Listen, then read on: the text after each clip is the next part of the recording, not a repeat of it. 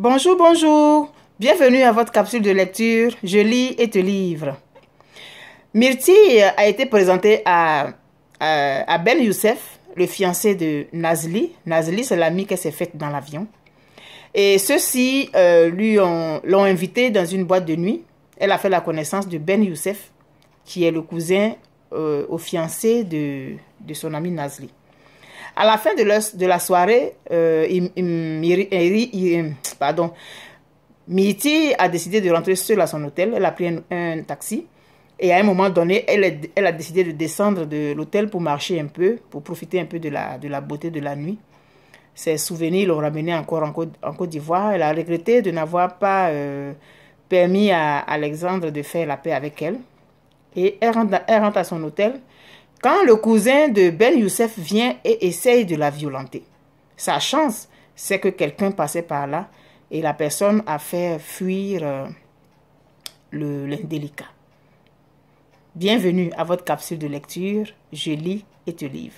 Nous allons continuer notre histoire.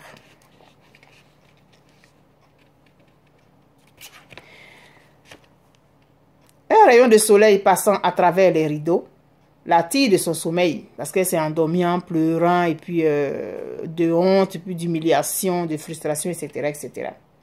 Elle se lève et prend une douche, mais décide de rester toute la journée dans sa chambre. Alors que dehors, tout donne envie de sortir. Le soleil brille, le temps est beau et pourtant, elle est triste. Quelques membres de la troupe nationale du pays essayent de la faire sortir de sa chambre sans succès. Elle se fait monter son petit déjeuner ainsi que le déjeuner. Aux environs de 19 h, elle s'apprête à descendre au restaurant pour dîner lorsque quelqu'un cogne discrètement à sa porte.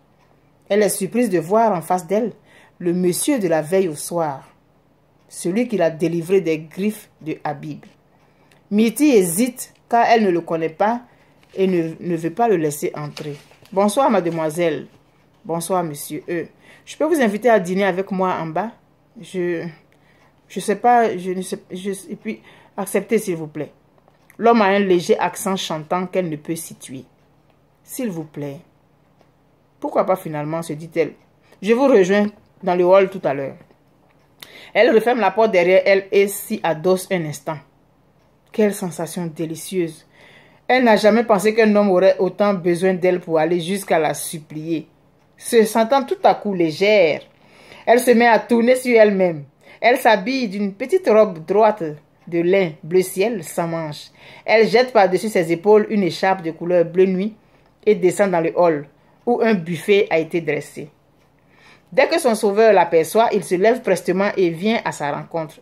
Il tire pour elle une chaise et l'aide à s'asseoir à la table qu'il a choisie. Vous m'excuserez, mademoiselle, de vous importuner ainsi, mais ce n'est rien.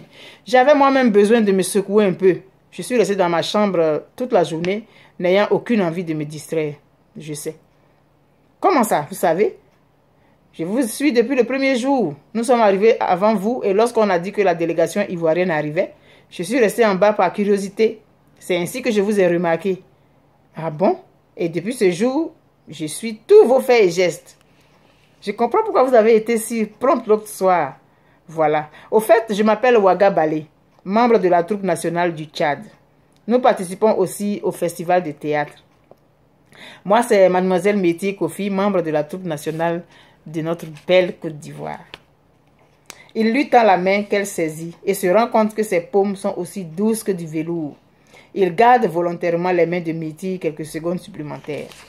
Celle-ci, comme subjuguée, ne peut s'empêcher de souhaiter qu'il ne lâche plus jamais sa main. Un courant électrique s'empare d'elle. Il lui demande ce qu'elle prendra, ce qui a l'effet pour rompre le charme. Ce qui a pour effet de rompre le charme. Je prendrai de la salade aux laitues aux pigeons avec du thé à la menthe. Moi, je prendrai la même chose pour que nous puissions communiquer en mangeant. Comment ça, communiquer en mangeant? Mais nous allons éprouver les mêmes sensations et j'aurai ainsi l'impression de consommer de concert avec vous. Vous ne trouvez pas? Myrtille se sent tout à coup mal à l'aise. L'homme la fixe en parlant et le message qu'elle lit au fond de ses prunelles l'effraie subitement. Elle s'ensourdre au fond d'elle quelque chose de terrifiant et doux à la fois. Elle observe à sa guise pendant qu'il se lève avec dignité pour se diriger vers le buffet. Il est très grand, plus grand qu'Alexandre. de teint légèrement clair avec une démarche altière. Son visage beau et plein fait penser à celui d'un bébé bien nourri. Quand il a parlé, Mitty a remarqué qu'il a une brèche et quand il sourit, des fossettes se creusent au creux de ses joues. Ses sourcils arqués lui donnent un air candide et la moustache qu'il arbore vient ajouter la touche finale, lui donnant cet air responsable qui caractérise la sécurité. C'est indéniablement un bel homme. Il revient bientôt avec un grand plateau chargé. Il dîne en dévisant comme de vieux amis. À la fin du dîner, il se lève, contourne la chaise de Mitty et lui chuchote une invitation à sortir à l'oreille avec une telle tendresse qu'elle croit défaillir. Elle accepte, tandis qu'une petite voix au fond d'elle lui crie que ce n'est pas prudent. Elle lui demande de l'attendre quelques minutes, le temps qu'elle se change et monte rapidement dans sa chambre. Elle est consciente du regard de l'homme dans son dos. Elle est également consciente du risque qu'elle prend, mais elle est un peu grisée par la joie de voir que quelqu'un cherche à la séduire. Adieu Alexandre et sa mégère d'iris. Je vais refaire ma vie avec l'homme qui m'attire et qui produit en moi un tel bouleversement. Qu'il soit ivoirien ou pas, ce n'est pas mon problème. Je l'aime déjà, mon Ben. Parvenue à sa chambre, elle enfile un peignoir bleu nuit brodé de fil blanc à l'effigie de la déesse Isis et le noue autour de ses hanches. Elle se mire et se sourit à elle-même. Elle commence à se maquiller, chose qu'elle n'a pas l'habitude de faire. Trace le contour de ses yeux, taillés en amande, et se met une couche de rouge à lèvres avant de remonter ses mèches en une queue de cheval insolente au-dessus de la tête. Ceci a pour effet de brider davantage ses yeux. Elle choisit dans sa boîte à bijoux une petite chaîne en or que son père lui a offerte pour son dernier anniversaire. Ces deux cœurs entrelacés qui selon lui représentent lui et sa femme. Nous serons ainsi toujours avec toi partout où tu iras, ma chérie, et nous veillerons sur toi. Rien de fâcheux ne t'arrivera tant que tu porteras cette chaîne. Ils avaient ri et Mitty a toujours porté cette chaîne à chaque moment qu'elle estimait important de sa vie. Elle estime d'ailleurs ce soir qu'elle vit un moment important de sa vie. Elle se rend soudain compte qu'elle n'a pas appelé ses parents depuis 2 jours. Elle se rattrape rapidement en composant le numéro de la maison. Elle a Sonia au bout du fil qui lui demande si elle n'a pas de bonnes nouvelles à lui annoncer. Mitty lui raconte comment elle a rencontré un beau Tchadien qui a l'intention de faire du sérieux avec elle. Et devant les hésitations de sa petite sœur, elle se demande si c'est sage de parler ainsi. « Tu as des nouvelles d'Alexandre ?»« Non. » « Pourquoi ?»« Rien, Mitty, rien. »« Tu me cachais rien, Sonia ?»« Non, Mitty, je t'assure. » Sonia lui donne des informations sur la maison et sur les parents. Elle discute d'autres sujets et Mitty raccroche songeuse. Elle se demande peu après pourquoi sa sœur lui a parlé d'Alexandre. Précisément aujourd'hui où elle a pris la résolution de l'oublier à jamais. Alexandre, le traître. Il vaut mieux l'oublier comme il t'a vite oublié, ma chère, se dit-elle. Elle essaye d'imaginer comment sera cette soirée. Le Tchadien lui déclarera-t-il sa flamme?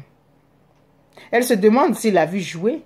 Quel genre d'acteur est-il? A-t-il une liaison dans son pays? A-t-il des enfants?